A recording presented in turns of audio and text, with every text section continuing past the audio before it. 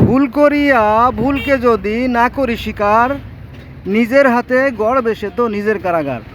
বন্ধুরা, এটা একটা রাস্তা, দেখেন এক নারকীয় দৃশ্য, ভয়ঙ্কর থেকে ভয়ঙ্কর অবস্থা। এখানে রাশি রাশি টনকে টন ময়লা রাস্তার উপর ফেলে রাখা হয়েছে। আর এই ময়লাগুলো কিন্তু সাধারণ ময়লা না, এগুলো আছে আপনার প্লাস্টিক, রাবার, পলিথিন, বিভিন্ন ধরনের কলকারখানার পরিত্যক্ত বজ্র, এগুলো। শুধু এই বাম পাশেই না, ডান পাশেও একই অবস্থা, দেখেন এক নারকীয় দৃশ্য। এবং এখানে কিন্তু ভয়ঙ্কর রকমের ধুলাবালি উঠতেছে। এই দেখেন দেখেন ময়লা, এই দেখেন। সব মিলে এক নারকীয় পরিবেশ আর কি এখানে। এখানে এই যে আপনার যারা আইসক্রিম বেচে তাদের বাক্সগুলো রেখে দিয়েছে রাস্তার পরে, এগুলো কিন্তু সম্পূর্ণ কিন্তু আইন বহির্ভূত আর কি, তারপরেও রাখছে। হ্যাঁ, এই যে মালগুলো দেখেন, এগুলো অন্যায়ভাবে রাখছে, এ পাশেও বাম পাশেও একই অবস্থায় রাখছে। তো মূল যে বিষয়টা সেটা হচ্ছে যে এই ময়লাগুলো কিন্তু প্রতিনিয়ত আপনার এই গাড়ির চাকায় পিষ্ট হয়ে বাতাসে উঠতেছে পাউডারের মতো। ভালো লাইট হলে আবার দেখাতে পারতাম, কিন্তু কতটুকু দেখাতে পারবো জানি না। তো এই যে কলকারখানার পরিত্যক্ত বজ্র, এগুলো প্রতিনিয়ত আমাদের কলিজার মধ্যে ঢুকছে। কলিজা বলতে আমাদের ফুসফুসের মধ্যে ঢুকতেছে, এবং আমরা নানা রকমের জটিল রোগে আক্রান্ত হচ্ছি। বিশেষ করে ক্যান্সারের মধ্যে অন্যতম ক্যান্সার। আপনারা জানেন হরেক রকমের ক্যান্সার মানুষের হয় এই বিষাক্ত পলিথিন, রাবার, প্লাস্টিক, বিভিন্ন ফাইবারের কারণে। আর এখানে আপনার গাবতলি থেকে শুরু করে বাউবাজার যে রাস্তাটা, এই রাস্তাটা কতটুকু জায়গা আপনার, এখানে বড়জোর 20 থেকে 30 মিনিটের পথ, কিন্তু এখানে 2 ঘন্টা, 4 ঘন্টা, 6 ঘন্টা সময় লেগে যায়। দেখেন অবস্থা। হ্যাঁ, আর মানুষগুলোর চেহারা ওরকম আর কি, খুবই বাজে অবস্থা হয়ে গেছে। কারণ সারাদিন তো এই ময়লা আবর্জনা শরীরের মধ্যে যায়, যতই ভালো খাক তাদের শরীর আর কি ভালো হতে চায় না। এই দেখেন।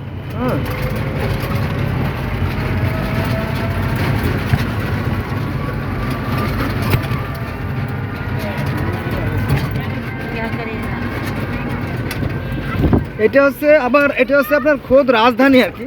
এটা খোদ রাজধানীর আপনার পুরন ঢাকা লালবাগ, যেটা ঐতিহ্যবাহী লালবাগ এলাকা আর কি এটা। তো এই হলো আমাদের অবস্থা।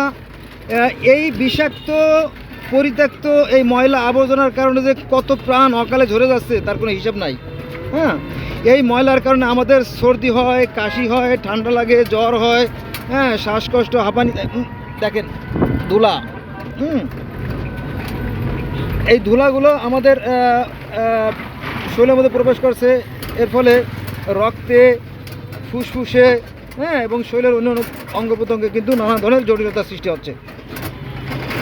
সৃষ্টিকর্তার বিধান অনুযায়ী আমাদের উচিত ছিল নির্মল এবং বিশুদ্ধ বাতাস নাক দিয়ে ফুসফুসে প্রবেশ করানো, কিন্তু আমরা নিজেরা এই পরিবেশটা দূষণ করছি এবং আমরা নিজেরা ক্ষতিগ্রস্ত হচ্ছি। কারণ আমরা যখন বাতাসটা নেই, বাতাসের সাথে অসংখ্য ময়লা আবর্জনা আমাদের শরীরের মধ্যে প্রবেশ করে।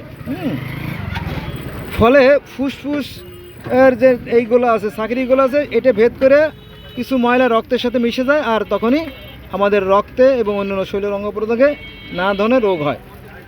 আর একটা গুরুত্বপূর্ণ বিষয় হচ্ছে যে এই যে দেখেন এখানে প্রচুর লোক, দেখেন এই যে এরা কিন্তু খুবই সহজ সরল এবং কম শিক্ষিত মানুষ, তোরা স্বাস্থ্য বিষয়ে সচেতন না। তো এরা এই সমস্ত নোংরা জায়গায় পানি জমে, কিন্তু এই রাস্তার 2 সাইডে, এই যে এখানেও পানি জমে, আবার এখানেও পানি জমে। এই সমস্ত নোংরা জায়গায় যখন প্রস্রাব করে, তখন ওই পানি থেকে রোগ জীবাণুগুলো তাদের শরীরে এসে প্রবেশ করে, ফলে নানা ধরনের যৌন রোগে আক্রান্ত হয়, এবং নিজের তো আক্রান্ত হয়ই, এবং তার পরিবারবর্গকে আক্রান্ত করে।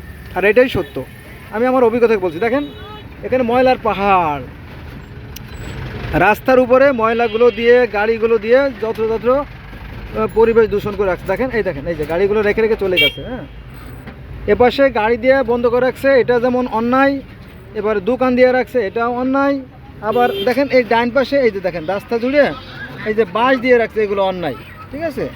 আর এই প্রকৃতির যে বিধান অনুযায়ী এর যে শাস্তি আমরা ভোগ করতেছি, দেখেন এই যে এরা কিন্তু কম বুদ্ধির মানুষ।